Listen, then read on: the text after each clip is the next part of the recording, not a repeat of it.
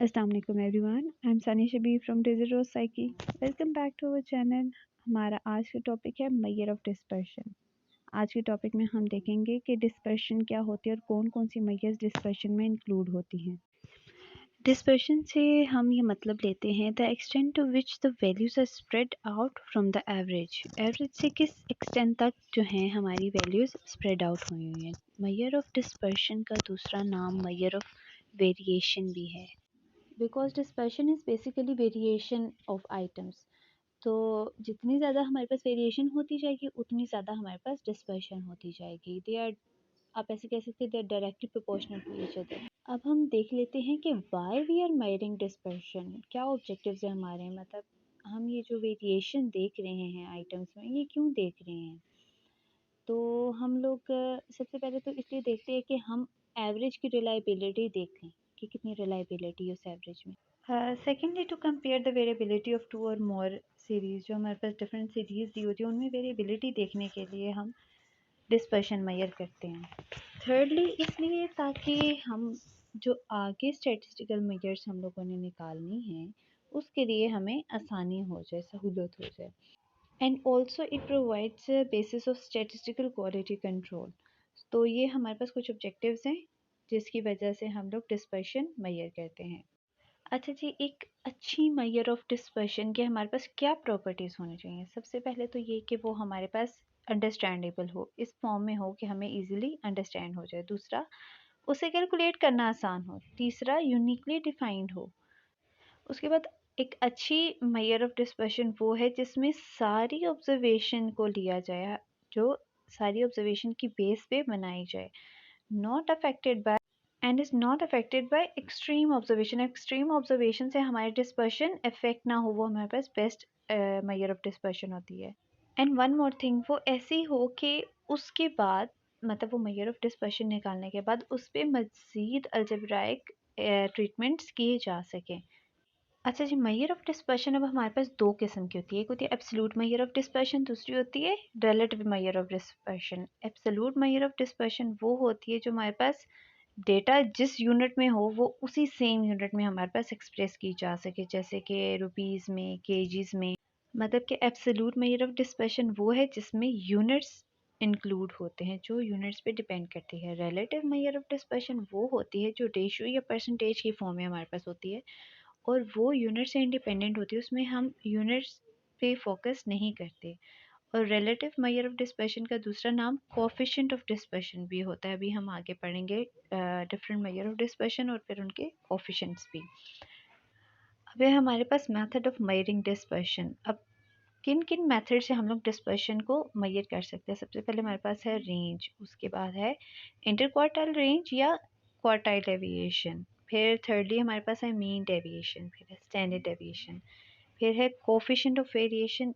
Variation होता है फिर उससे हम लोग कोफिशिएंट ऑफ वेरिएशन भी निकालते हैं। Let's read methods from range. Range हमारे पास होती है जो हमें डिफरेंस बताती है सबसे लार्जेस्ट वैल्यू जो सीरीज में है उसका सबसे स्मॉलेस्ट वैल्यू के साथ। रेंज हमारे पास बेसिकली सबसे सिंपलेस्ट मेजर होती है डिस्पर्शन की।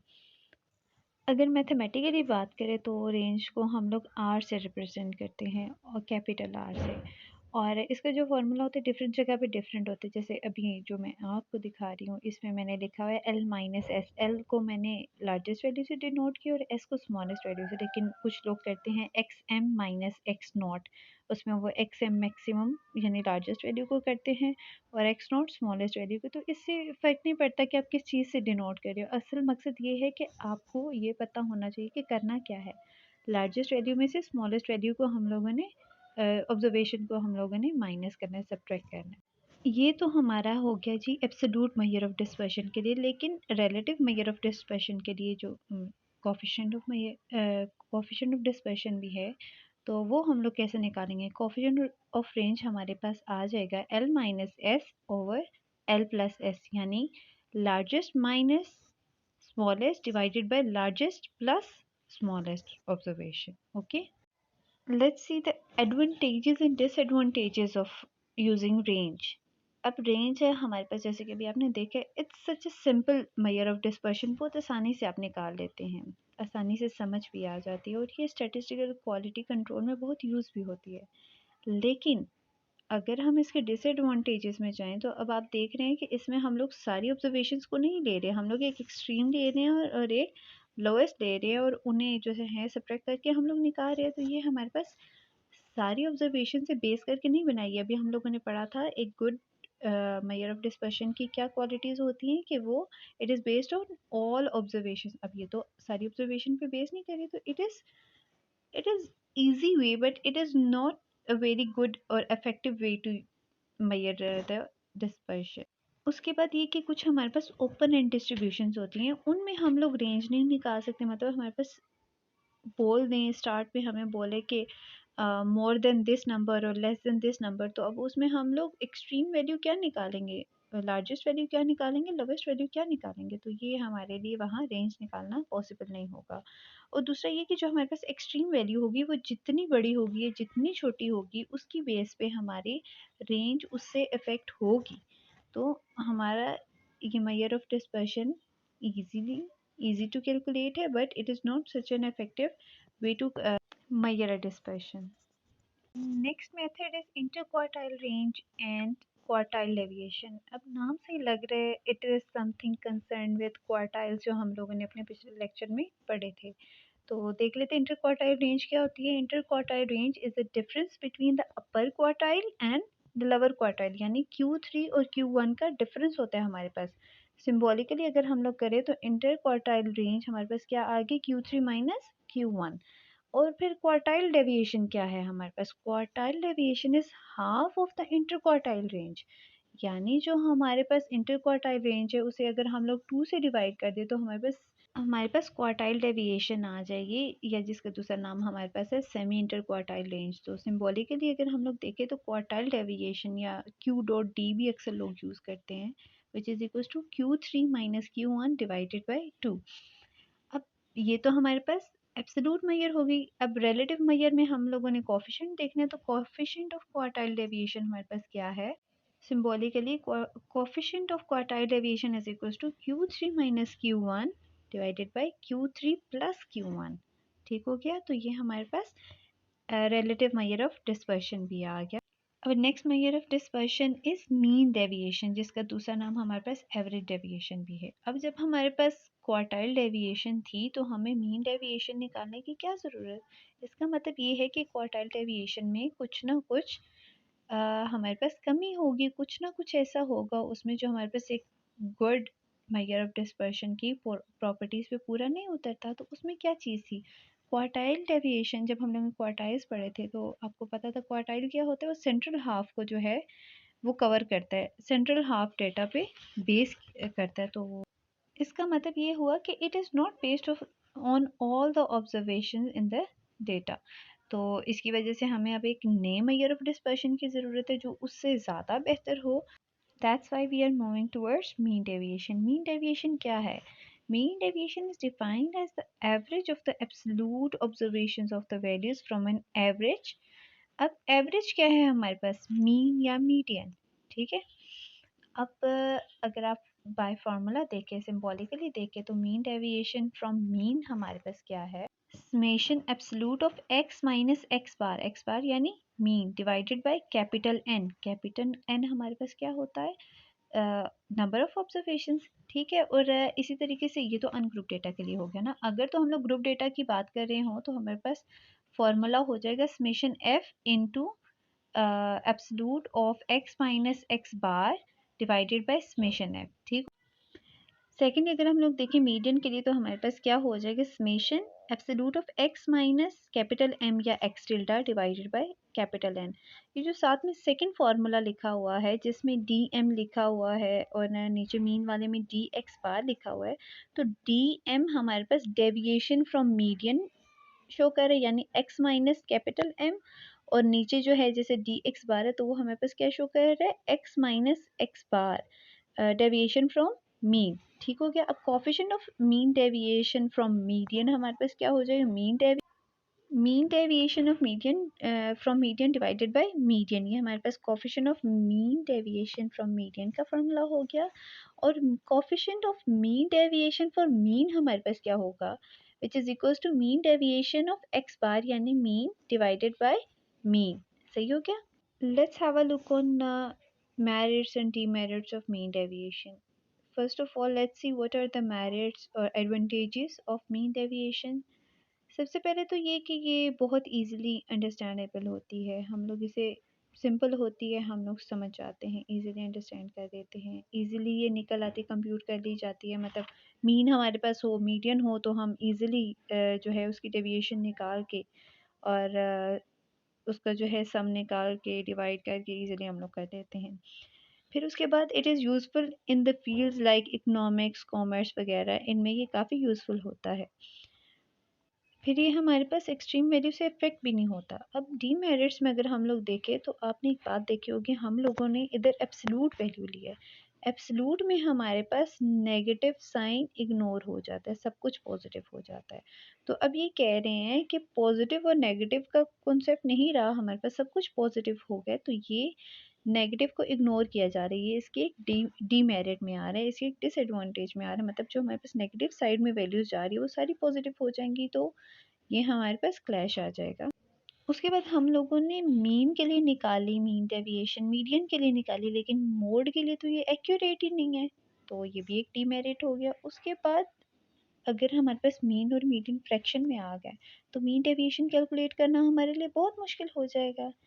फिर अब जो मीन डेविएशन होती है वो फर्दर अलजेब्राइक ट्रीटमेंट्स के लिए कैपेबल नहीं रहती। फिर उसके बाद ये जो मीन डेविएशन होती है हमारे पास स्टैटिस्टिकल कंक्लूजन्स में भी यूज़ नहीं होती, तो ये इसके डीमेरिट्स हो गए। तो इसका मतलब ये है अब हमें एक और मेथड की ज़रूरत है, तो अब हम लोग आए स्टैंडर्ड डेविएशन की तरफ। अब देखिए रेंज हम लोग उससे आगे क्यों निकले थे, क्योंकि रेंज हमारे पास एक्सट्रीम वैल्यू से अफेक्ट हो रही थी। उसके बाद हम लोग सेमी इंटरक्वार्टाइल रेंज पे आए, तो उसमें क्या हमारे पास मसला था, वो हाफ ऑफ द आइटम्स को कंसिडर करता था, ये भी एक डीमेरिट निकल आया। उसके बाद हम लोग मीन डेविएशन पे आए, अब उसमें क्या मसला निकल आया कि वो इस चीज़ को नेग्लेक्ट कर देता है कि कुछ वैल्यूज़ हमारे पास नेगेटिव होती है, कुछ वैल्यूज़ हमारे पास पॉजिटिव होती है। तो अब हमें एक ऐसा मेथड चाहिए जो इन सारे डीमेरिट से आज़ाद हो, जो इन सारे डीमेरिट्स जिसमें ना पाए जाते हों। तो इसके लिए अब हम लोगों ने एक नया मेथड निकाला, वो है स्टैंडर्ड डेविएशन। ये सबसे पहले कार्ल पियर्सन ने यूज़ किया इन 1893, और इसका दूसरा नाम भी है स्टैंडर्ड डेविएशन का, एक और नाम भी है जो कि है रूट मीन स्क्वायर डेविएशन। अब स्टैंडर्ड डेविएशन हमारे पास क्या है, it is the positive square root of the mean of the square deviation of the values from their mean. देखिए डेविएशन का स्क्वायर लिया गया फ्रॉम द मीन, उसका समेशन है डिवाइडेड बाय n। सही हो गया? मैथमेटिकली अगर हम लोग बात करें तो स्टैंडर्ड डेविएशन को हम लोग दो सिंबल से रिप्रेजेंट करते हैं, सिग्मा से भी करते हैं और कुछ लोग कैपिटल एस से भी करते हैं। ठीक है, तो sigma is equals to under root यानी positive square root of summation x minus x bar का स्क्वायर। क्या मतलब हो गया, square of the deviations divided by capital N यानी नंबर ऑफ टोटल वैल्यूज। ये तो है हमारे पास एब्सोल्यूट मेजर ऑफ डिस्पर्शन। अब इसका हमारे पास रिलेटिव मेजर क्या होगा, यानी उसका कोफिशिएंट क्या होगा, कोफिशिएंट ऑफ स्टैंडर्ड डेविएशन और S T is equals to sigma over x bar. ठीक हो गया? अब इस मेजर ऑफ डिस्पर्शन के साथ एक मसला है, वो ये कि ये नेगेटिव भी आ सकती है। अगर अंडर रूट के अंदर नेगेटिव आ जाए तो वो तो इमेजिनरी नंबर्स हो जाते हैं। तो अब हमें इस एक मसले को भी ख़त्म करना है। बाकी सारे जो डीमेरिट्स है वो तो क्लियर हो गए, उससे तो वो आज़ाद हो गया, लेकिन ये नेगेटिव वाला मसला रह गया। उसके लिए हम लोगों ने एक नया मेथड लाया, एक नया मेथड ऑफ मेजरिंग डिस्पर्शन निकाला, जो कि है variation. Variation is simply the square of standard deviation. अब जब हम लोग स्क्वायर लेंगे तो जो हमारा वो माइनस वाला इशू है, अब वो बेशक माइनस है, जब अंडर रूट ही नहीं होगा तो वो इमेजिनरी नंबर्स में नहीं जाएगा, इट्स ओके। अब बेशक हमारे पास नेगेटिव आए या पॉजिटिव आए, मैथमेटिकली हमारे पास वेरिएंस क्या हो गया, एस टी का स्केयर यानी सिग्मा का स्केयर और कैपिटल एस का square which is equals to summation x minus x bar का whole square divided by capital N. और जब हमारे पास ग्रुप डेटा हो जाएगा तो हमारे पास summation F into x minus x bar का whole square divided by summation F आ गया। ठीक है, ये तो हमारे पास हो गया एब्सोल्यूट मेजर ऑफ डिस्पर्शन। अब इसका हम लोगों ने रिलेटिव मेजर भी निकालना है। अब रिलेटिव मेजर यानी कोफिशिएंट क्या होगा, c dot v is equal to sigma over x bar into 100। अब जो हम लोगों ने स्टैंडर्ड डेविएशन का कोफिशिएंट निकाला था वो था हमारे पास सिग्मा और एक्स बार। अब इसके साथ हम लोगों ने सेम वही है, बस उसके साथ हम लोगों ने 100 मल्टीप्लाई कर दिया है। जैसे स्टैंडर्ड डेविएशन हमारे पास फर्स्ट यूज़ किसने किया था? कार्ल पियर्सन ने किया था। तो ये भी कार्ल पियर्सन ने ही डेवलप किया था। उसी ने अपने वो जो डीमेरिट्स उसमें एक एक वो जो कमी रह गई थी उसने वो उसे फुलफिल कर दिया था। ये हमारे पास एक बहुत important relative major of dispersion है, कोफिशिएंट जो है इसका वेरिएशन का, क्योंकि ये हमारे पास यूज़ होता है वेरिएबिलिटी कंपेयर करने के लिए, होमोजेनिटी कंपेयर करने के लिए, stability, uniformity and consistency of two और मोर सीरीज, दो या दो से ज़्यादा सीरीज की स्टेबिलिटी, कंसिस्टेंसी, यूनिफॉर्मिटी, वेरिएबिलिटी, ये सब देखने के लिए, इन्हें कंपेयर करने के लिए कोफिशिएंट ऑफ वेरिएशन हमारे पास यूज़ होता है।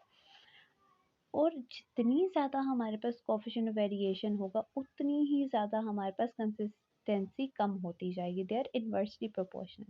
ठीक हो गया? तो ये कुछ मेथड्स थे डिस्पर्शन को मेजर करने के। आई होप आपको सारे मेथड्स अच्छे से समझ आ गए होंगे और अब आप इजीली डिफाइन और अंडरस्टैंड कर सकते हैं। अगर अभी तक आपने हमारे चैनल सब्सक्राइब नहीं किया तो नीचे दिए गए सब्सक्राइब के बटन को प्रेस करना मत भूलिएगा, और अगर आपको हमारा आज का लेक्चर अच्छा लगा तो लाइक का बटन ज़रूर प्रेस कीजिएगा। मिलते हैं अगले लेक्चर में। Stay tuned. अल्लाह हाफिज़।